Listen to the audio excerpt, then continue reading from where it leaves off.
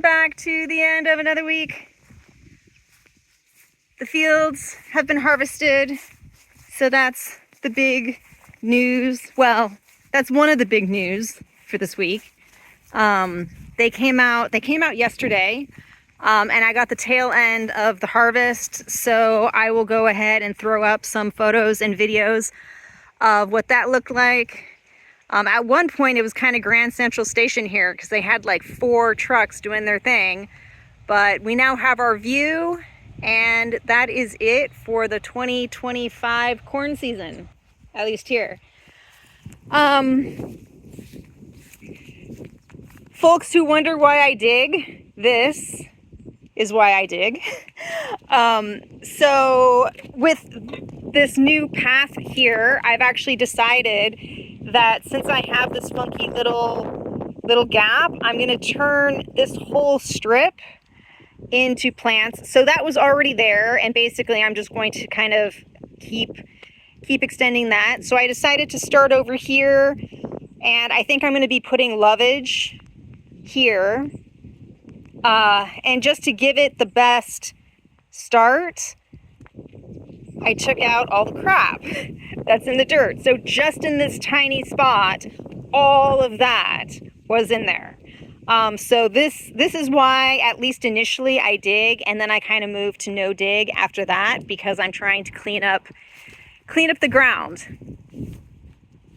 Speaking of cleaning up, every time they harvest, I get tons of corn husks that get dropped on our side.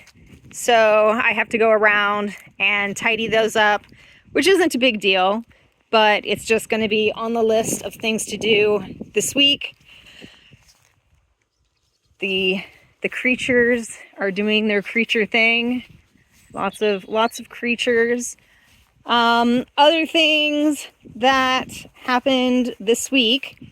At the end, I will put a compilation of Hedgehog videos, because I set up this kind of makeshift box and put the food in, and then last night had the brilliant idea to actually put my trail cam inside the box instead of outside the box. So I actually caught some super cute video that I'll compile and stick at the end of this video for you all. But it is going to start raining soon, so I think initially I'll just put a tarp over this to protect it from the rain. But long-term plan is I actually want to build a custom feeding box that would have space for my camera as well as the food and water and stuff, because I figured out that at least the one hedgehog that visited last night goes in and eats and sleeps and eats and sleeps and just basically doesn't leave the box all night long. So now that I know that, I can kind of adapt my permanent box idea to accommodate their behavior. What else? The chickens are doing well. In the garden, it's all still flipping to fall. I'm a little slow, but I did do all of my shallots. So in this bed, I've prepped the 3 sections, and there's basically about 150 shallots there. I had this little section of leeks, and a leek head must have fallen there because I have a ton of little babies that I'm just going to let grow in place, and then I'll transplant them. This is where I had been putting leeks, and I may continue, but this is supposed to turn into the legume bed.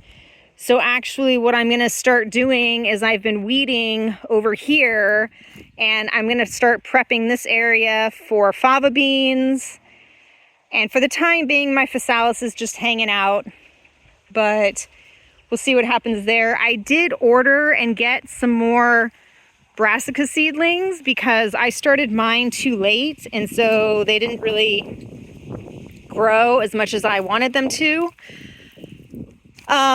So I've planted some cabbage here that I bought from a local place, and I have some cauliflower and some Brussels sprouts. So I think I'll gradually give all the nasturtiums to the chickens, harvest more of my beans, and basically start planting some more brassicas in this area this week, weather permitting. The peppers are still doing their thing for the time being, so I'm letting them keep doing that. The zucchini is also sort of doing its thing. The problem is that at this point, we actually don't have a lot of pollinators out, so I don't think the zucchini flowers are actually getting properly pollinated.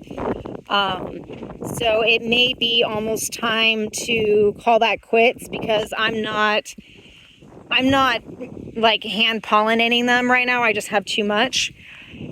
The garlic has started to pop up there and here. So it looks like I have very good germination. Off the cuff, I don't really see any missing except for kind of in this patch. It's sort of empty. So we'll see how those sprout up, and if I do have any that are missing, I'll just throw in some extra cloves as those come about. To catch you up on the carrots really quickly, I did my toilet paper carrots, so they did germinate and they're still growing, except for I need to keep them better watered, I think. I did also plant some radishes in here, but something's still eating them, so I'm not sure. But yeah, I think that's about it. Things to come this week. I'm harvesting my mint to dry for tea, because I've started drinking lots of mint tea with the winter and the weather cooling down. I have the 2 beds here that I still haven't finished, but I actually ordered 2 more to go up on, to go up on either side of my bench there. So those should be coming in a couple of weeks. And other than that, I did get some more plants from Gardens for Life, which need to get planted in the garden somewhere. And yeah, other than that, some things are dying, mainly because I'm not taking care of them. But that's what happens. The strongest survive Diane's garden, and the rest, don't. So yeah, so that is it for now. Hedgehog wise, the little wild one that I found did gain weight. He went from 120 grams to about 146 grams when I did finally get him to the sanctuary. But at this point, I have brought him to a sanctuary and I have a number for him, so I'll be able to email them and ask for updates as to how he's doing. And yeah, I'll go ahead and finish off with the addition of the Hedgehog compilation following this video. And I hope you had a good one, and I'll see you next week. Bye.